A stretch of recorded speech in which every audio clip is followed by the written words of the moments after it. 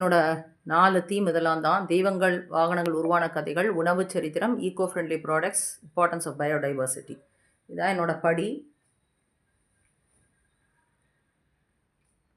அப்புறம் அம்பாள் ஆவாகனம் பண்ணியிருக்கோம்.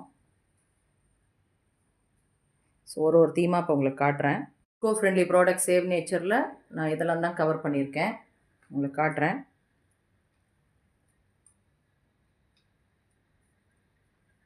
உணவு சரித்திரத்தில் நான் இதெல்லாம் தான் கவர் பண்ணியிருக்கேன். ஒவ்வொரு உணவோட ஹிஸ்ட்ரி அண்ட் அதனுடைய பொட்டானிக்கல் நேம் அண்ட் அதனுடைய ஹிஸ்ட்ரியை கவர் பண்ணேன். வாகனங்கள் உருவான கதைகளில் இந்த தெய்வங்கள்லாம் தான் நான் கவர் பண்ணியிருக்கேன். உங்களுக்கு ஓவர்வியூ காட்டுறேன். ஸோ அடுத்து இம்பார்ட்டன்ஸ் ஆஃப் பயோடைவர்சிட்டி, பல்லுயிரின் முக்கியத்துவம்.